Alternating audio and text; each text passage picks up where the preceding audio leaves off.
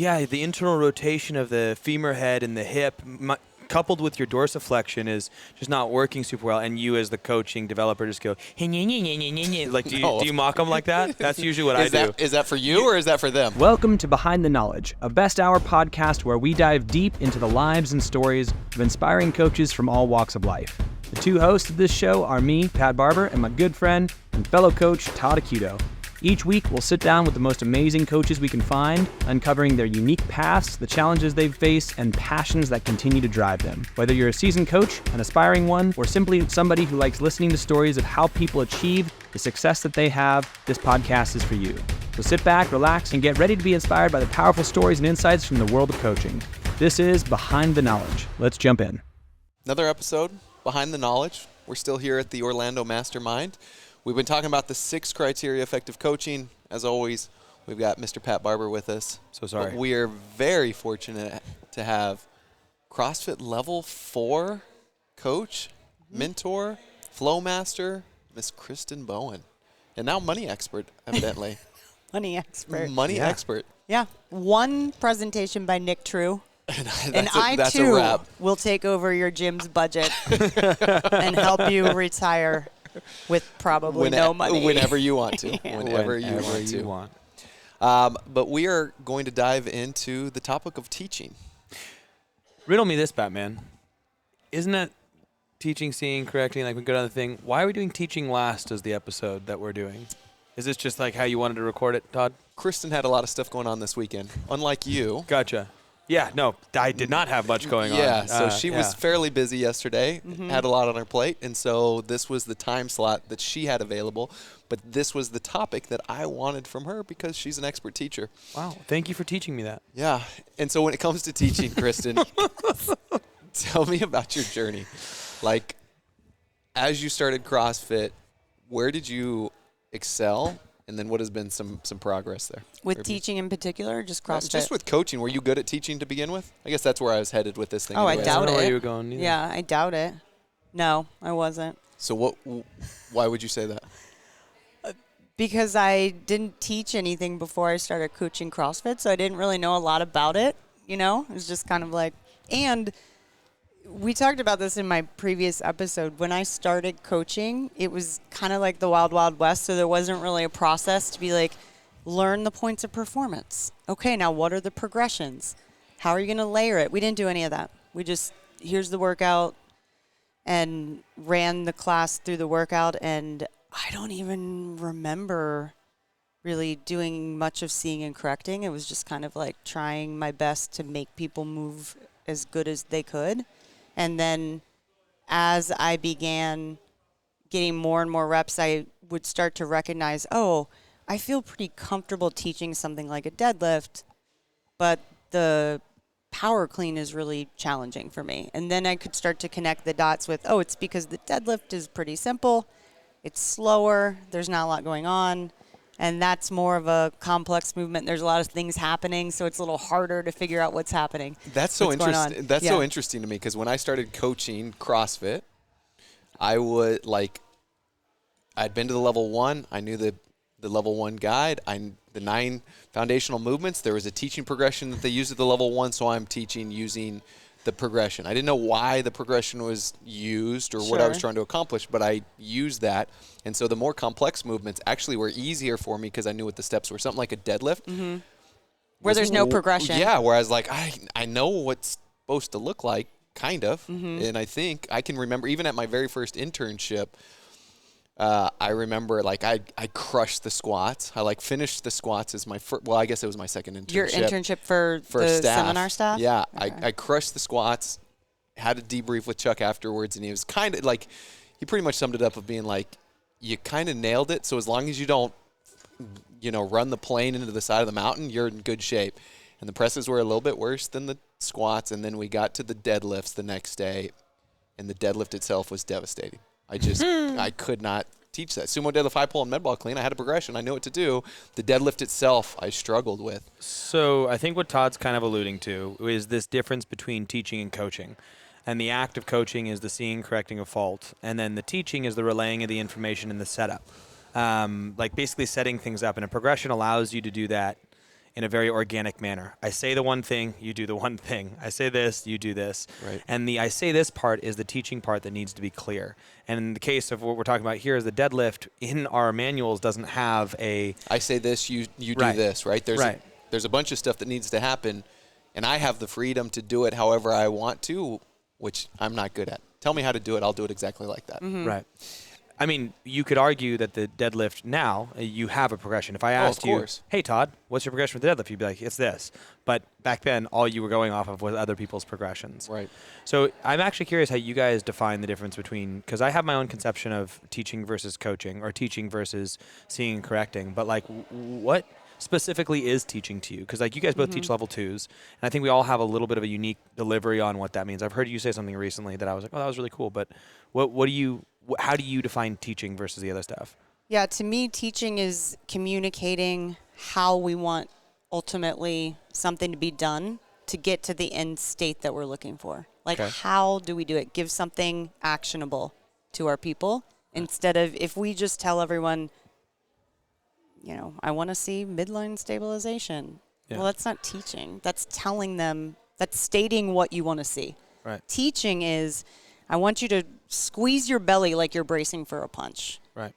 Now I'm telling them how to do the thing that I want them to do. Yeah. And I think you're saying that in the absence of it being missing. So like correcting is saying that when you see it going wrong. So it's in a form teaching, but teaching would be being like, we're going to layer on these educational points that are actions that you have to take. So that way I don't have to have you do a fault. Yeah. And here's the thing. And we talk about this at the level 2, right? If we can teach someone how to do something correctly, we get ahead of a lot of potential faults that could happen. Yeah.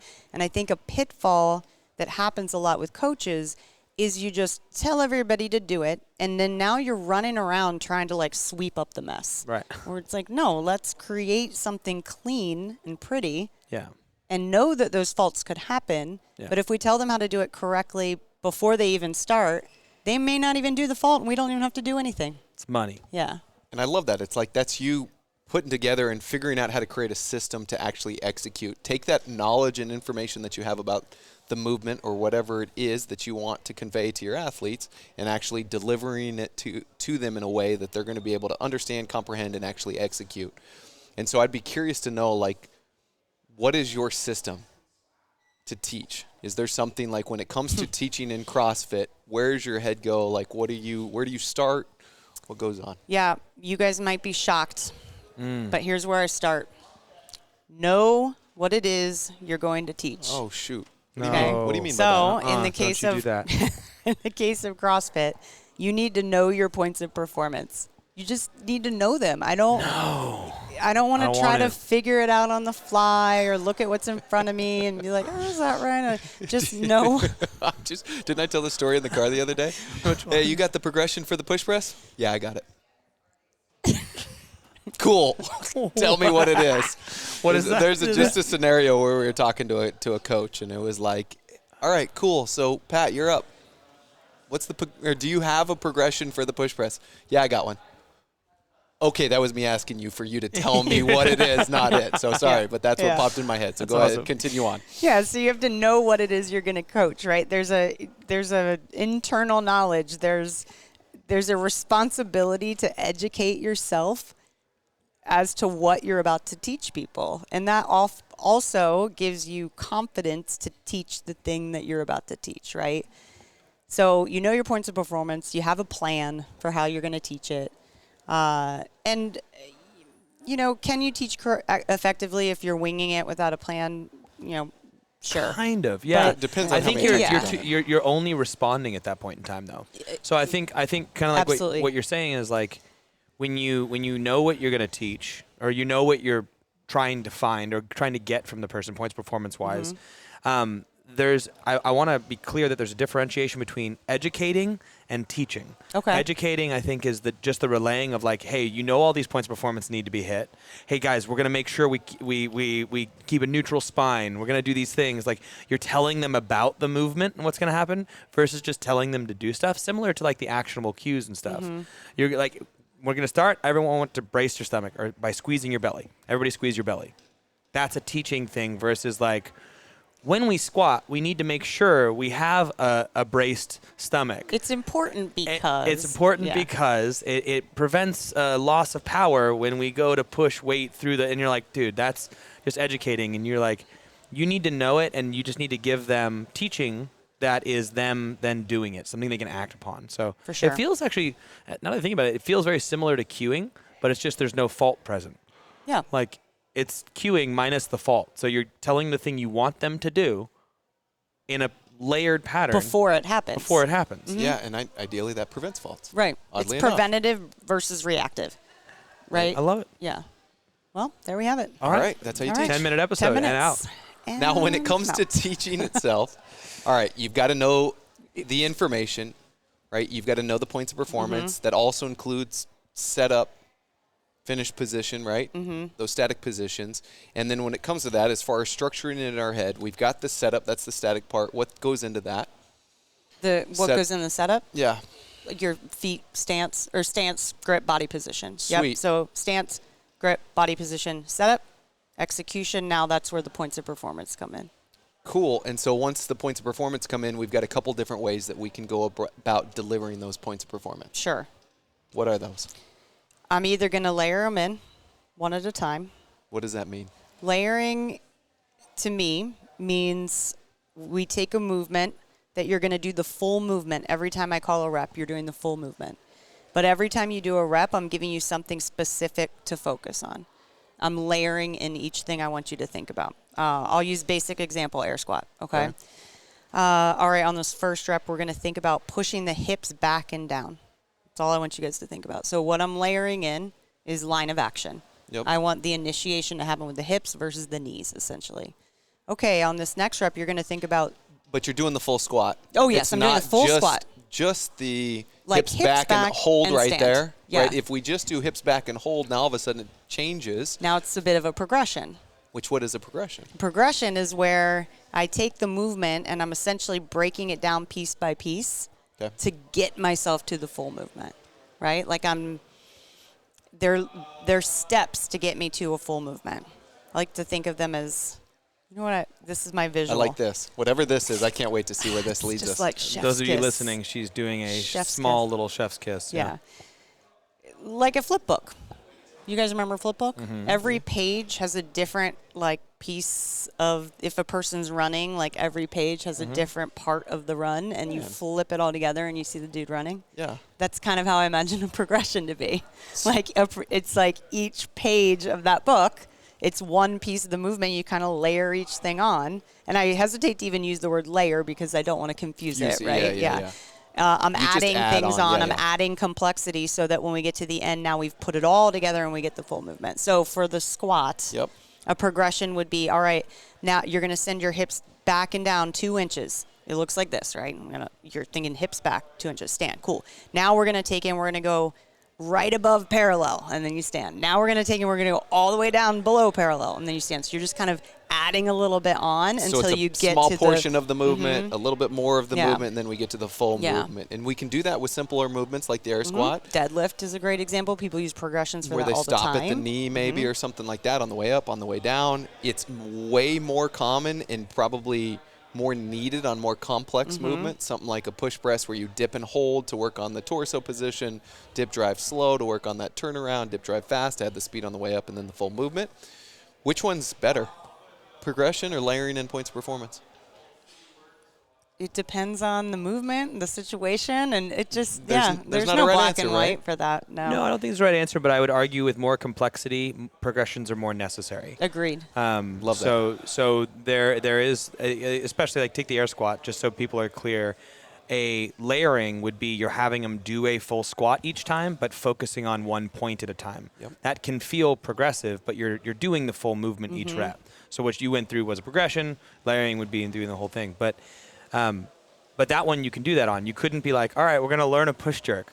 We're going to snatch. Here's what I want you to focus on. It looks like this. Rep. I want you guys to all do the full movement. Now focus on this part of it, and this part of it, and this part of it. You technically could. You could. But Is it going to be the most effective? Right. No. It's just you could in a class, I think, who's done it before, and then you're working back. But even then, I would say something that complex kind of requires a progression each time. Are you a CrossFit coach who's feeling stuck in their development? You're not alone. Many coaches lack good guidance when it comes to how to develop as a coach. They either don't have strong examples they find themselves around, they may lack support from their gym owner, and they just feel unprepared going into their next credential. That's why we made the Knowledge Pro, to fill that gap. It's a mentorship program built for coaches like you. It uses the Knowledge Daily, our comprehensive video library, as well as extra content that we put directly into the Knowledge Pro on our live weekly calls twice a week to mentor you and get you to the next level of development. We've got progressions, we've got scales, we've got one-off tips and tricks, we've got full coached classes by level 4 coaches so you can see an example of what it means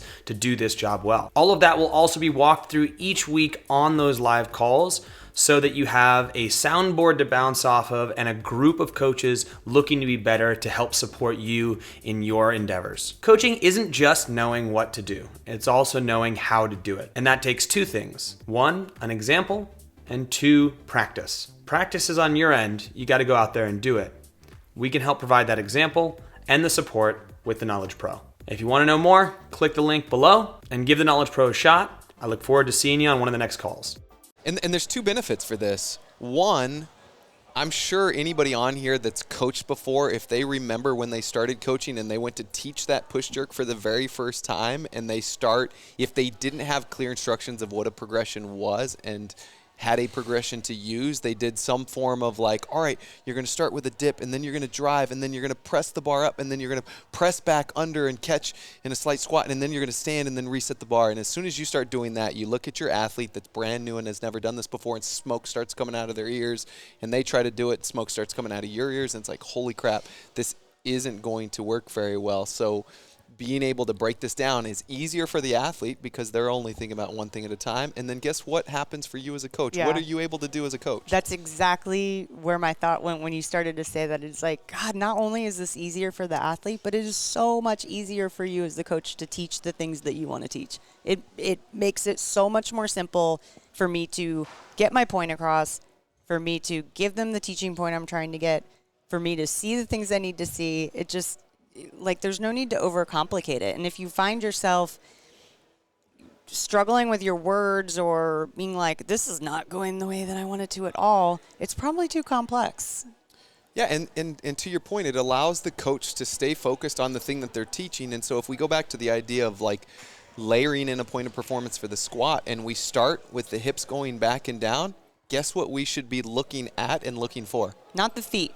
Probably not. Mm-hmm. It should be what? The hips. Going where? Back and down. And so now I'm laser focused that the athlete knows exactly what they're concentrating on. All I'm doing is sending my butt back. Me as a coach, I'm looking to see if that happens or not. If it does, I'm like, great job. If it doesn't, I know I'm going to fix that without having to worry about anything else until the next thing comes up, right? And so when we're layering in points of performance, that's where we should be looking. When we're using a progression, we need to know why there's a progression step and looking for that. If we go back to my push press example, we dip and hold.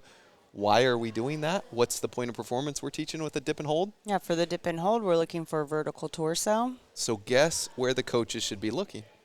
Pat? Feet. Absolutely. Straight to the feet. Vertical torso. Yeah. Yeah, the shoulder and the hip relationship. It really becomes a great template to follow because as coaches, it's very easy. There's a lot going on. It's very easy to get distracted.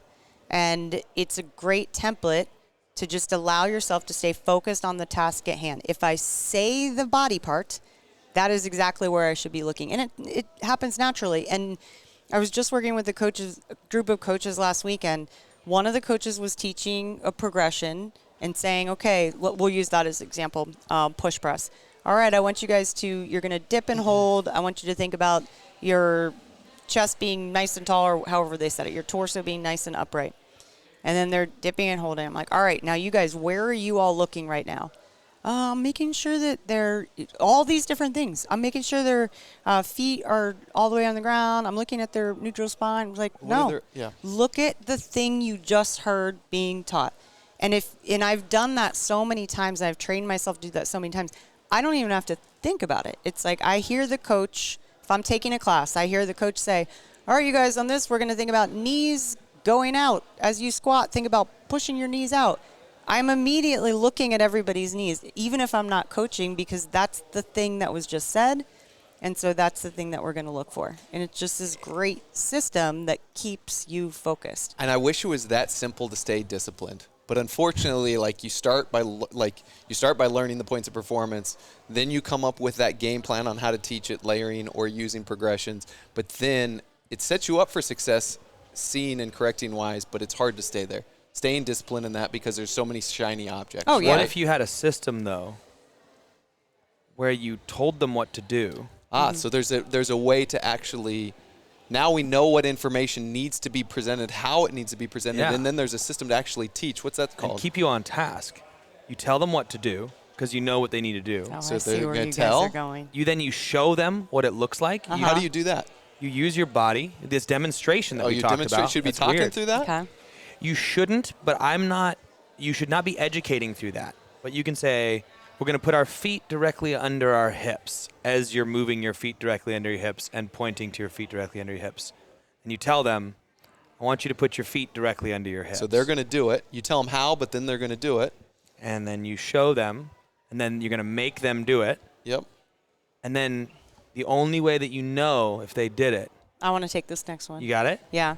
You're going to look Yeah. at the thing you just taught them and Yes. check and see if they're doing it the way that you want them to do it. Almost like you just told them something, and then you have to Show check them. and show them and check to see that specific thing. Yeah. Tell them, show them, Have them do it.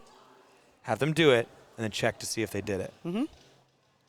If we take that teaching process, Look, we take it the concept. seems so simple, and we're Yeah. kind of joking a little bit about it, but it Yeah. is so effective, and it is not easy to do. No, it's not. And it's so funny is like there's such a journey through this process. It's like, coaches that don't know all the points of performance yet, and they start the teaching process and they do really great with the 3 points of performance that they know, and then there's 2 points of performance that they didn't remember, so they didn't teach them, therefore they didn't look for them, and those are the things that are the athlete's doing wrong. Then you get to the point where you know all the points of performance, you teach them, but you don't always look for them specifically.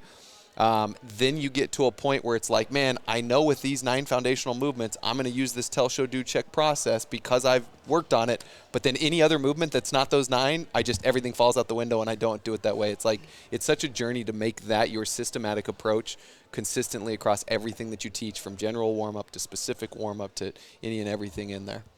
One of the reasons we were talking about it the way we did is because that's all in the level 2 manual. So if you go in your level 2 manual, it talks about the tell, show, do, check process exactly in those terms, which is why we were kind of dorking around with and then so it seems pretty obvious to us because of the years that we've done it, but it is definitely something that's quite profound when you see it implemented well, and it happens very seamlessly. So you will get the opportunity to do this in your classes over and over again. And it just works so well. Just So works. you're like, It does. Oh, okay. And then on all of this stuff, especially with the teaching, simpler is always better. Like the language that you use, the terminologies that you're using, where you're looking, the number of words that you're using, less is better, simpler is better, clearer is better. Like even the term I want you to think about this. It's like, well, do you want them to think about it? Do you want them to do it? Right. Just tell them to do stuff. And you can say think about it. And there's nothing that's off limits. But you should be simple and clear and direct. Yeah, I think it's a process that never ends because you can always get more articulate with it. You can stay more disciplined on what you're looking for. You can come up with different ways to tell them how to do it. Yeah. You can give them different angles to show them how to do it. Well, I would even argue, too, that it's a pitfall the further you get into coaching, because then the more knowledge you gain and the more you understand about human movement. And so then, therefore, oftentimes the less simple you end up making things, because now you have all this extra knowledge. Oftentimes we see the newer coaches are more effective because they just don't know as much yet. It's amazing. You guys have probably seen it before as well, where you get somebody that comes to an L1, they get so fired up, they're like, this is amazing. I'm going to come back to an L2 next weekend. Or 2 weekends later, and you meet them at the L2 and they're like, I just did my level 1 2 weekends ago. This is awesome. And you're like, wow. This is going to be tough, right? You don't have any experience, and so they go through the drills, and they're literally taught how to teach through the drills, and you get to the end of day 1 and the start of day 2, and it's like, these people are doing pretty good. They're doing pretty good because they've taken. They know nothing else. They know nothing else, and this is it. And then all the rest of us that have been doing this for a while and have our own style and didn't get feedback on how ineffective it is to over-explain or for me to talk and show while you're doing it. It's such a hard habit to break. And I would challenge anybody listening to this, videotape yourself teaching anything. See if there's a deliberate, distinct difference between what you've told them to do when you demo, when you have them do it, and then if you check into it. Like most of us, we blend things, and more often than not, the things we blend are like us telling while we're showing and they're doing it. And are there instances where people can do that effectively? Of course there are. But if you're really, I always say how dramatic I am going to be at a level 2. I'm like, listen, I'm going to be super dramatic. I want these things completely separate because if we make the world black and white, it allows us to easily live in the gray. If we're always living in the gray, we can't go back to black and white. It's almost impossible. I like that. Sounds political, but we're going to move on from that. Don Fall was that guy at my recent level 2. So I took his level 2, and he doesn't coach. He's never coached, but he's been a leader for a long time. But he only knows so much.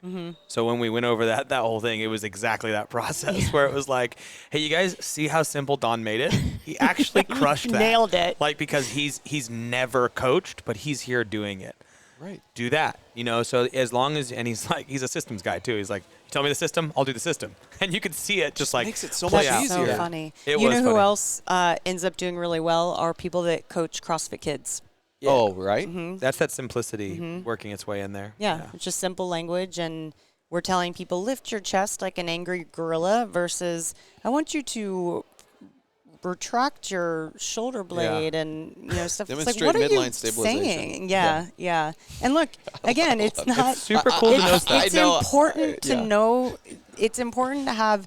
We always talk about having knowledge, like a couple clicks beyond what everyone around you really needs to know. Yeah. But you don't. That doesn't mean you need to let everybody know all the things that you know. That's Well, this becomes a theme. I've had this conversation multiple times throughout this weekend of like, is what you're doing for yourself or is it for them? Are you telling people all of the nuanced parts of a movement because you want to show how smart you are and how much you know and really impress the athletes in front of you who, oh, by the way, do not care? Or is it for them? Are you giving them enough information to where they can do the movement correctly, they can be efficient, and they can get their workout done and over with? It's like if we reevaluate what we're doing in general, not only coaching, but probably with a lot of our different interactions with others on like, is this for them or is this for me? And start to eliminate a lot of the it's for me stuff, we become way more effective. You guys do that at level 2, right? Like whenever everyone does it and they're like, yeah, the internal rotation of the femur head and the hip coupled with your dorsiflexion is just not working super well, and you as the coaching developer just go, like, do you mock them like that? That's usually what I do. Is that for you or is that for them? Usually when it's for them. Oh, to it's just put them for in their them? place. I'm always like, Everybody look at me. This is going to be great. I've never done that. Guys, I've got a great Cartman. I've got a great Cartman impression. I've never done that, but there's definitely been times in my head you where do it I'm in like, your head. Don't you know what? It's like you're one day. It's gonna happen. You're gonna be like, "Oh, did I just do that out loud?" My bad. Like, yeah, don't. No. I don't actually have enough of an ego to where like that actually happens. If you have been at Pat's L2 and that has happened to you, please leave a mention in the comment comments. to let Please us leave know. a comment. Yeah. It would have been like 2010 that it happened, Yeah. but 20 or 10, 20 times. And look, Is that what it was? if you're listening and you're feeling personally attacked, it's no big deal. I mean, it's so common. I mean, if I Totally. were to write a list of common pitfalls, like we have our common faults we're going to see with movement, right? Well, there's also common pitfalls we see with teaching. Totally. That would 100% be on a common pitfall. And it's like, no big deal. Just start to be aware of it and work to simplify your language a little bit. and it's technically more correct. So like if we're going to be honest about it, using the right words is more correct. Talking about shoulder angle. Totally. Well, shoulder Open angle your or shoulder, even like, like, that's the actually flexion not or the correct, extension, like yeah. using the language is actually way more correct, and that's okay. But we're just talking about making it effective. Making it effective. Because the effective is for the people in front of them. That's so when you are that intelligent, it's awesome. I love it. Like I think I was just making a joke with you guys, but Sure. it is correct and it's more correct. but it's not effective. And that's the point. Well, and then we can even have a bigger conversation of what makes a great teacher, not just a great coach, CrossFit coach, but what makes a great teacher. And this has been a saying for years. You should have the knowledge of a college professor, but be able to teach like you're with a room full of kindergartners. Yep. I think Nick True today, talking about budgeting and money, said you should be able to teach it to your golden retriever, right? Look at her bringing it back, dropping the money. So if you guys, it's what is it, Salty Bungalow CrossFit to go for your for your budget needs, for all your budget needs. Put the Rise Up seminar for budgets. Yeah, put in the code KBO to get 1% off. Your annual membership. No, but I mean, it just.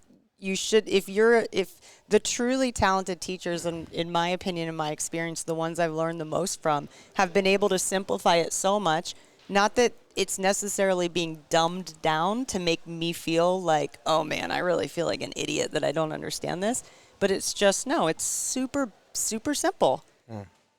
Yeah, that's it. Know the points of performance. Keep it simple. Teach the setup, the stance, grip, and body position. Layer in the points of performance or use a progression to teach them, and follow the process of tell, show, do, check, and you're going to be where you need to be teaching-wise. And then after we check, it gives us the opportunity to see and correct and those other pieces. Yay. Yep. Nice. Super Thanks, exciting. And then we use amazing presence and attitude, and effective group management, and all of a sudden, we've got ourselves an effective demonstration. A well-rounded coach. Those are all 6 of the criteria. Holy, you hear me? I nailed it, Todd. If we can blend those together seamlessly, right.